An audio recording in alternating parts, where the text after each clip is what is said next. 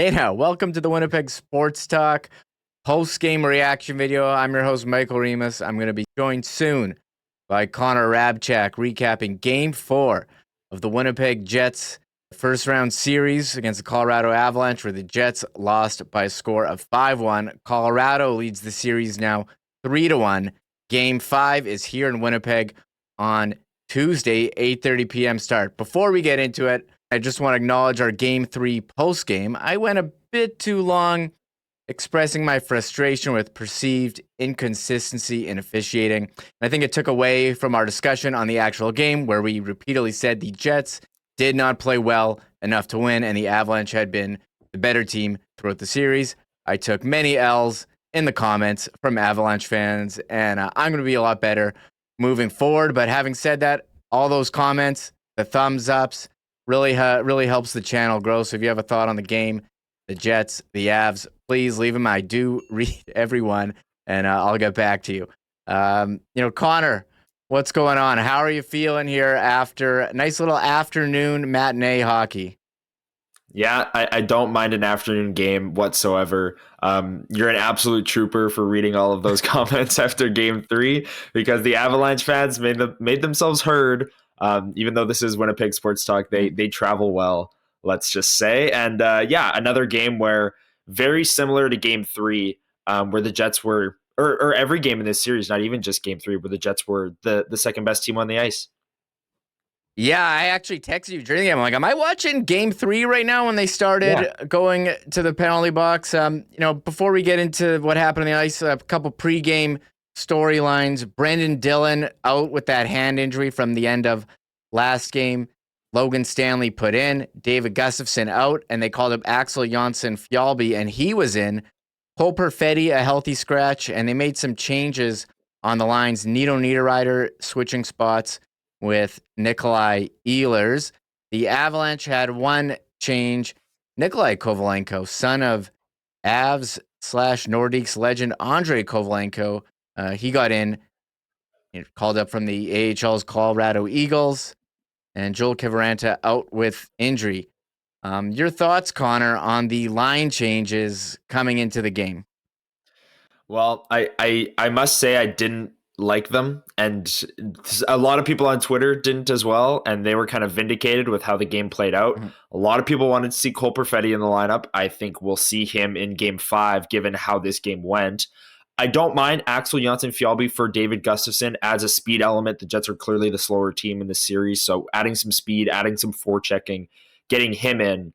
But we talked about it on the last postgame show. I thought Nate Schmidt was great in replacement of Logan Stanley, because of that puck moving factor, because of the offensive factor trying to match up with the Avalanche. And then Brendan Dillon goes down with that injury, an unfortunate and fluky injury at the end of the game there. And Logan Stanley's the guy to come back in. I would have liked to see Colin Miller. The Avs forecheck has been their bread and butter this series. Their transition play and their forecheck, they're just decimating the Jets.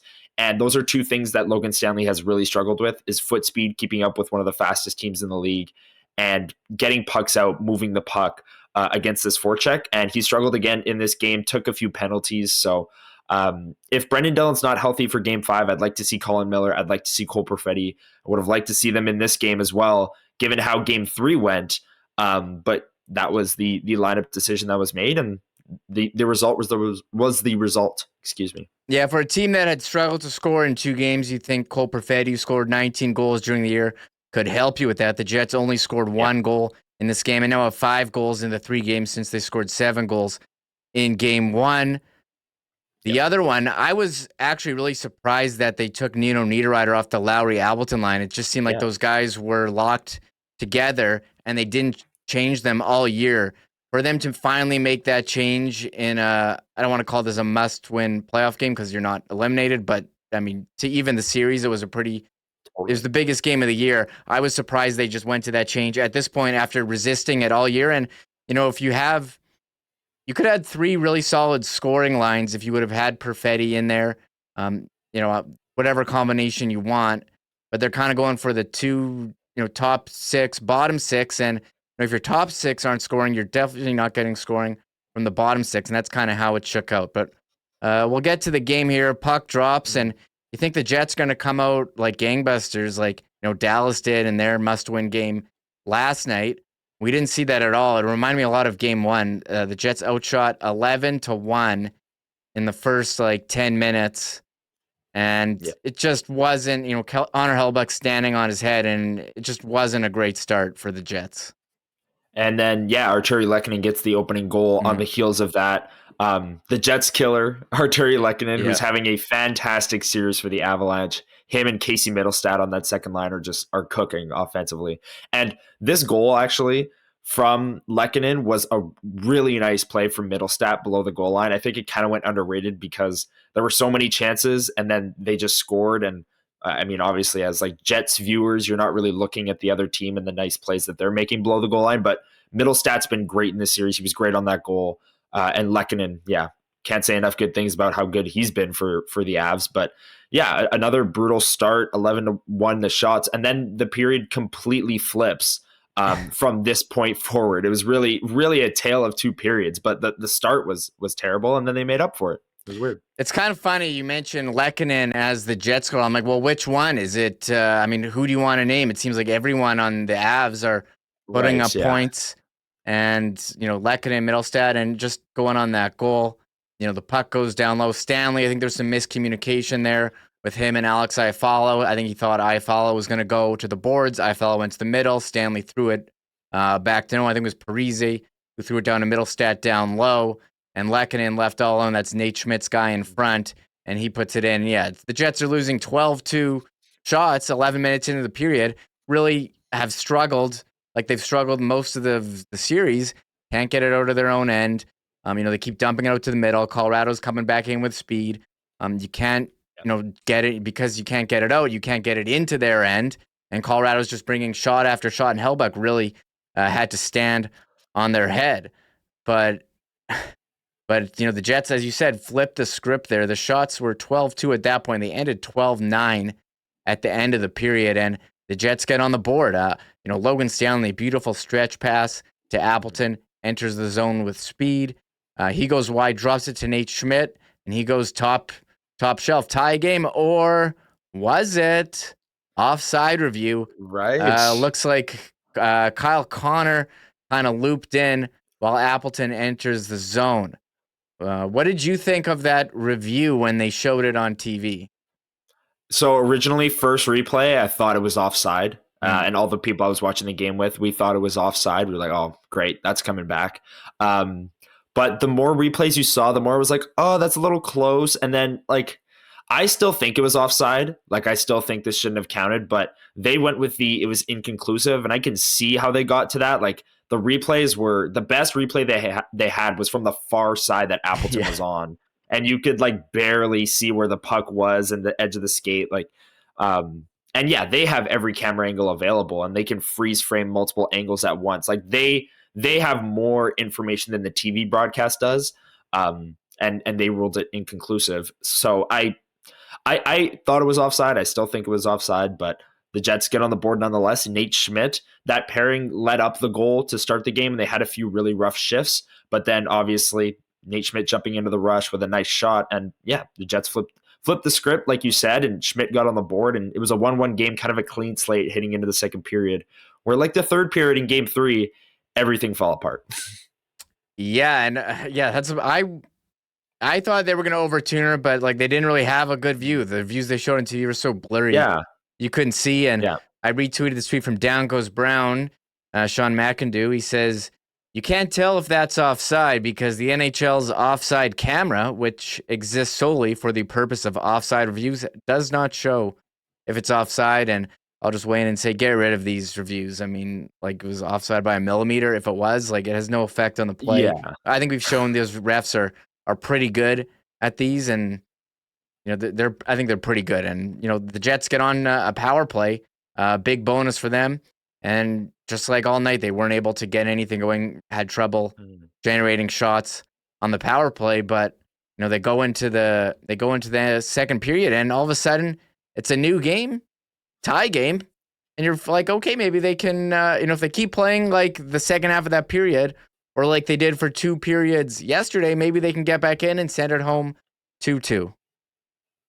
Yeah, that's the hope, is that they carry the momentum, right? But like I said, like period 3 of game 3, it was a parade to the penalty box. No word about the officiating here. These were all pretty legit penalties, like undisciplined from the Jets Yeah. is one way I describe this period in a big way. And look, like, the penalty kill has to step up and kill some of these penalties. You can, like, if you're the Jets players, you can be mad about a call here and there all you want, but when the Avs power play is clicking along at like near 50% in the series, it doesn't really matter. They're going to score on their chances. They're going to get power plays. And when you're getting shelled the way they were in the first 10 minutes and in this second period, and you're constantly chasing the game, you're going to take penalties as well. That's what happened. And the penalty kill didn't really step up, and this period was just a disaster from start to finish.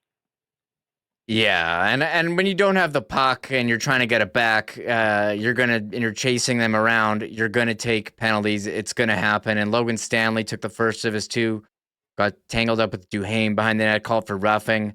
And Logan Stanley's 6'7". I mean, his elbows are gonna get in there, but they did clear that one. And they actually started off the second period with a couple chances. It was Monahan had a shot to Foley, followed up, and Monahan had another one in tight, but wasn't enough. And um, again, it was just a shooting gallery. After that power play, Jets getting outshot 17-11, 5 minutes in. And, the Logan Stanley in for this game. He's already got one penalty, he takes another. Puck's in the corner. I don't know if Stanley didn't know who had the puck.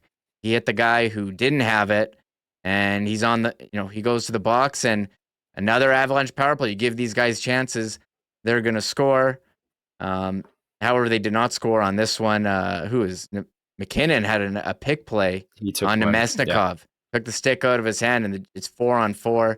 The Jets now get another minute of power play time. Can't really generate anything. And another penalty was Nemesnikov, holding penalty. The Jets penalty kill, they're holding up 2 for 2, but you can't keep going to the box. And they've done this like so many times in the series. Cale Makar, he just knows how to find a lane.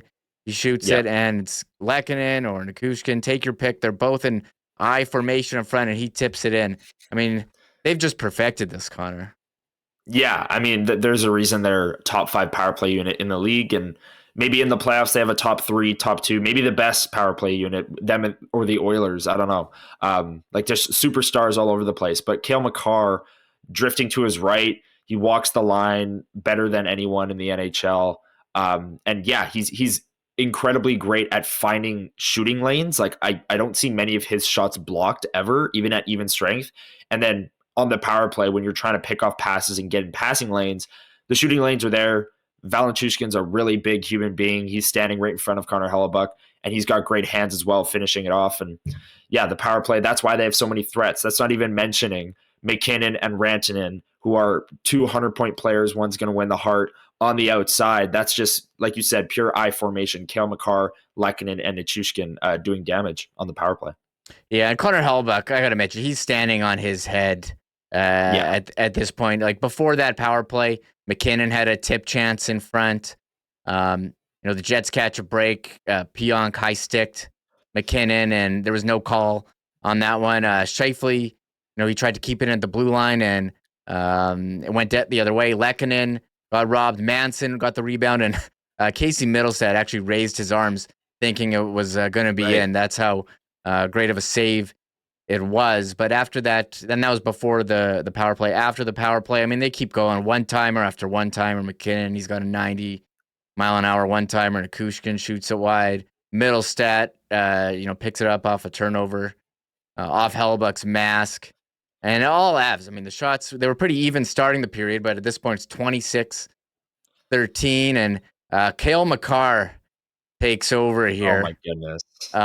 Highlight reel goal.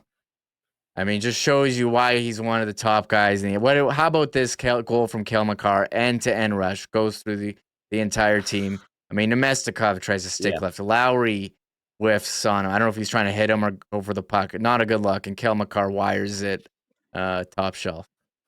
Yeah, and like you said, to this point, Connor Hellebuyck's standing on his head. I looked at the money puck deserved a winnow meter at this point because, like you said, it was just a barrage. Like it looked like he was just making incredible save after incredible save. Somehow it was still 2-1. It was like 90% in the Avs' favor in terms of like expected goals. So if you're blaming Connor Hellebuyck, that's not the place to go for game 4. But this goal from Cale Makar was incredible. The panel was talking about at the end of the second, excuse me, after this goal, how he's like a modern day Bobby Orr and he's like one of the greatest defensemen of all time. And you can't, like, one of the most talented.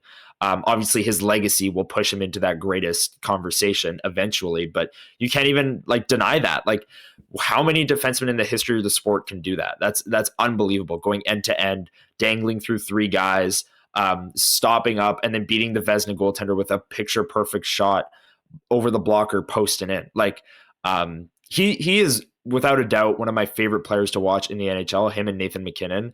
And it's for reasons like that. He just they like waved off an icing too, and he was kind of mad about it as he was going back. And then he just skated the length of the ice, went through 3 guys, and went posting it. Like, it just looks so casual. And so, like, yeah, I didn't like that you waved off the icing, so I'm gonna go through your entire team. It was hilarious. But what a goal. One of the goals of the playoffs for sure. It looked like the Jets and the Avs were playing 2 different sports in this period. Yes. The Avs they look so much faster than the Jets. Look like the Jets are skating in quicksand. And I mean, as the second period's winding down, they're getting outshot 27-14. They're losing 3-1. And you mentioned expect goals, like the money puck deserved to winnow meter has the Avs 89.5% and the Jets 10.5%. And that's pretty accurate. I think it might even be generous for the Jets here. But the parade to the penalty box continues. Nino gets tangled up with Sean Walker, and I don't think he was trying to be secretive about this. Elbow his helmet off. Gets a penalty for roughing, and he just can't be doing that kind of stuff. They caught him, and I mean, Ranson, Makar, McKinnon. I mean, these guys are world class players. They went to work on the Jets penalty kill, which had done well to start, but eventually was going to break. Nikushkin for his second wires home a rebound, and what is it, 4-1 at this point? And just the Jets just really generated nothing at all in that period. Yeah, absolutely. And this series is 3-1. It's not over, but assuming the Jets do lose, whether that's game 5 or at any point, what I think it's going to be defined by is these stretches of penalties and just an utter collapse from the penalty kill. I think that those moments, it's period 3 in game 3. It's the second period of this game, and they weren't even shorthanded for any of them, but the collapse for the last 5 minutes in game 2 of the second period where they were up 2-1 and then went into the third period down 4-2. Like these little short spurts of a collapse, whether they're penalty aided, whether it's Connor Hellebuyck playing the puck in the case of game 2, whatever the case may be, whether you're up 7-4 in game 1 and they come back and make it 7-6 and almost score at the end of the game, like there's these moments where the Avalanche are just coming in waves and the Jets don't know how to handle it. And I think that is what has defined the series up until this point. Outside of those moments, is a pretty even series. Like the first period was flipped back and forth. And then the third period, like the Avs kind of just took their foot off the pedal. But you look back at game 2, going into the third period, game 3, Jets were up 2-1, then they collapsed in the third. This game, they just collapse like completely in the second. Like it's just these periods or these 10-minute stretches of just collapses from the Jets that are their Achilles heel in this series. And it's what the Avs do. They come in waves and eventually you're going to break. Yeah, again, it felt like I was watching the third period of game 3, just the penalties over and over, the power play goals. And at this point, the game was pretty much over. Laurent Brossoit started in goal for the third period. Give Hellebuyck a break. I mean, he did what he could. Mercy pull. You don't need to keep him in there. I don't know what your opinion was of. Yeah, no, I like that. Take him out. Like the team in front of him is not doing him any favors. Take him out. Rest him up for game 5. And then they did make some line changes. You noted on X, formerly known as Twitter, Connor, Scheifele, Ehlers, Axel with Monahan and Toffoli, Fallow, Lowry, Appleton, Niederreiter, Nemestikov with Velarde. I don't know what you made of any of these changes. Well, one thing that is interesting. I didn't make anything of these changes in the moment. I just take this as Rick Bowness just kind of putting the lines in a blender and doing whatever. But Mm. taking a longer term view of this, going into game 5, if you plug Cole Perfetti into Axel Jonsson Fjallby's spot, maybe that's the lineup you'll see in game 5 on that second line alongside Monahan and Toffoli. Was it on the second line? Yes. Yeah. I like that's what I think they might have been molding. Or not, or this was just like a complete spark for offense. But I do like the Connor Scheifele Ehlers trio. You need more offense, you need more goals in this series, and they're going to get you goals. But yeah, I think maybe they're molding it for Cole Perfetti to step in on that second line, and I didn't mind them. What did you think of those line changes in the third? I mean, I don't want to say I tuned out in the third period, but it was hard. The game was kind of over. Like, it's It hard was to take over. It anything was, yeah. seriously. I don't know if the Avs, like, I didn't take anything away from the third period. The game was, it was Fair pretty enough. clear it was over. The Jets had a couple power plays on a hooking call. You know, they really didn't get anything going on the power play either. I think they had 4 shots total on the 4 power plays. Jack Johnson had interference and Ehlers. We do have to mention there was a very scary moment with Nemestikov. You know, a puck off the faceoff hits a stick and just hits him in the face, and he went down, did not move. Very scary. That was tough to watch. Yeah, the gruesome injuries just don't stop for the Jets. So you had Brendan Dillon's hand where there was blood everywhere after game 3. Yeah. This game, there was blood all over Nemestikov's jersey. You didn't get like a good look of his face because he was down on the ice and then holding like a towel over it. But Rick Bowness said after the game that Nemestikov was taken to a local hospital and he was being evaluated. What that may or may not mean, I'm not sure. But yeah, very scary situation and hoping for all the best for Nemestikov. You never want to see that. And Jets fans and the Jets organization and players are well familiar with players getting pucks to the head with the Brian Little situation. And every time you see things like this, you think of the Brian Little situation, and it's not fun. It's scary altogether. So hoping Nemestikov is all right. Yeah, and he's a guy, you know, he's wearing a visor, just gets under and gets him in the face. I mean, these deflected pucks, they're going fast. Scary game. I mean, that was totally scary, but the game winds down. Jets lose 5-1. Nikushin gets the empty netter.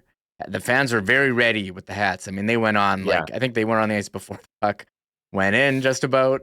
And the Jets lose. They're down 5-1. I mean, tough spot, down 3-1 in the series now, coming back here for game 5. I mean, they got what they deserved. They didn't play well in Colorado. They've scored, as I said, 5 goals now in the last 3 games. It's just nothing is working at all. Absolutely not. And I think it goes back to what I said on our last post-game show, and that's the fact that the Jets haven't had a game where they've been the better team from start to finish in this. Maybe game 1, but the analytics and chances would all suggest that the Avs should have won that game, and Georgiev let in a lot of soft goals. So yes, it's a playoff win, and you definitely take that, but that's not a sustainable way to win, and it clearly hasn't been a sustainable way to win as they've lost 3 straight games now, all by 5-2, 6-2, 5-1. Like, they're getting blown out. These games aren't close. So I think there's a lot of soul searching needs to be done that needs to be done in a short time, because game 5 is Tuesday night, in front of the Winnipeg Whiteout. Your season's on the line.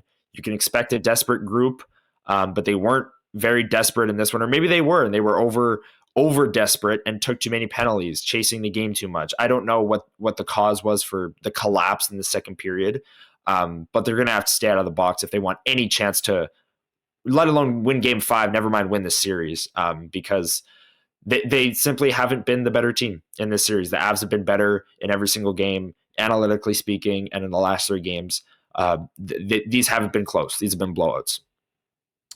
Yeah, we'll see how it goes. Any takeaways from the post-game comments from I was kind of curious which Rick Bowness we were going to see, if it was going to be similar to pushback from game 5 last year. Just talked about, they got to stay out of the box, mistakes with puck management.